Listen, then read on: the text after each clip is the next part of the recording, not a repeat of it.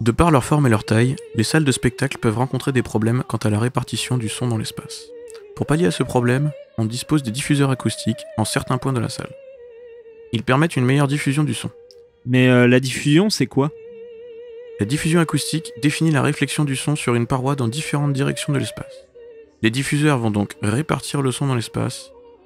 Il en existe de plusieurs types, mais l'un des plus utilisés est le diffuseur de Schröder, c'est celui qui nous intéresse ici. Manfred Schröder, physicien allemand, est un des pionniers dans l'étude de la diffusion acoustique.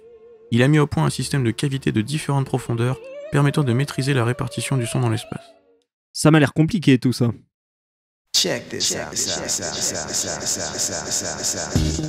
Et bien justement, un certain Adrien Pelat, professeur à l'ENSIM, s'est penché sur le sujet avec une équipe de 6 étudiants. Leur but?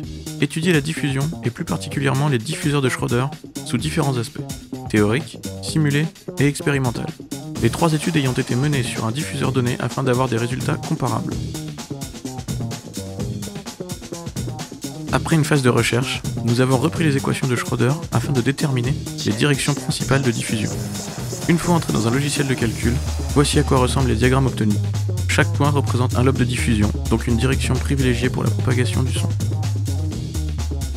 La simulation va un peu plus loin que la théorie. Il est ici question de recréer le parcours complet d'une onde sonore, de la source au diffuseur, puis d'observer comment le son est diffusé.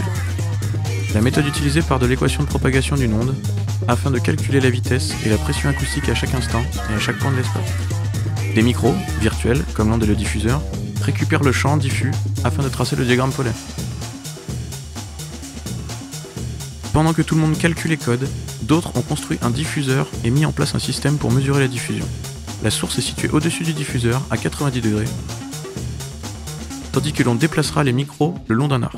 Le signal récupéré est ensuite envoyé vers un système d'acquisition relié à un ordinateur. On obtient un diagramme polaire comme dans les parties précédentes. Au final, on obtient des résultats avec des points communs et des différences. Alors qu'on obtient des résultats très précis et réguliers à l'aide des équations de Schröder, on se retrouve vite confronté à des diagrammes durs à interpréter et à comprendre lors de nos mesures. La simulation est tout de même là pour faire le lien. On retrouve le même nombre de lobes et l'onde est réfléchie dans différentes directions. Cependant, des mesures dans un environnement plus adapté, une salle anéchoïque par exemple, pourraient permettre d'améliorer nos connaissances sur ce dispositif si cher à nos oreilles de spectateurs.